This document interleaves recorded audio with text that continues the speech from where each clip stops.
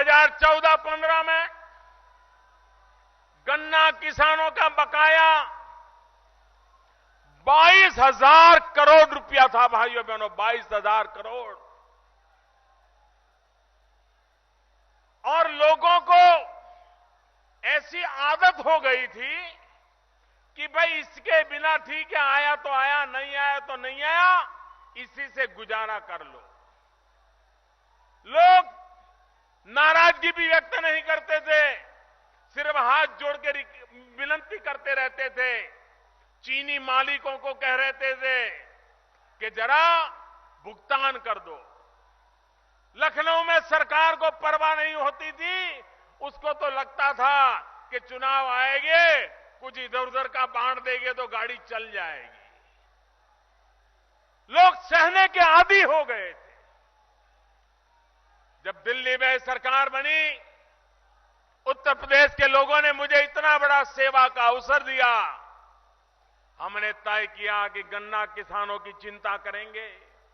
भाइयों बहनों, 2014-15 के 22,000 करोड़ बकाया था, अब शायद मुश्किल से उंगली से गिन सके इतना बचा होगा। बाकी सारी बातें किसान के घर तक पहुंचा दी। मेरे पास चीनी वाले आए थे, वो कह रहे थे साहब दाम कम हो गया है, चीनी का कारखाना चलाना मुश्किल हो गया है, हमें पैकेज दे दो। मैंने कहा पैकेज लेने की आपकी आदत पुरानी है, लेकिन मोदी नया है।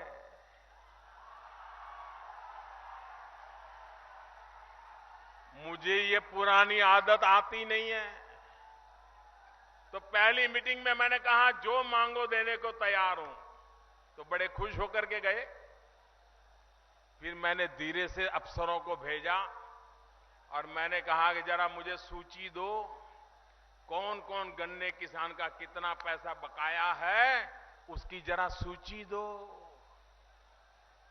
तो चीनी मिल के लोग जरा कांपने लग गए। फिर दोबारा मिलने आए। मैंने कहा पैकेज मिलेगा, लेकिन कारखाने के मालिक को नहीं मिलेगा, हमें सूची दे दो। गन्ना किसान का जो बकाया है सीधा सीधा उसके बैंक अकाउंट में जमा करेंगे, आपको बीच में नहीं आने देंगे। तो वो कहने लगे नहीं नहीं साहब पैकेज नहीं चाहिए, यहां तक कहने लग गए पैकेज नहीं चाहिए। भाइयों बहनों, सरकार ने फैसला किया गन्ना किसानों का बकाया है, उसका पैकेज चीनी मालिकों को नहीं दिया जाएगा, गन्ना किसानों के खाते में जमा होगा। और जिन जिन लोगों ने बैंक का खाता खुलवाया उसका तुरंत फायदा उनको मिल गया, उनके खाते में सीधा पैसा जमा हो गया, कोई बिचौलिया बीच में नहीं आया। भाइयों बहनों,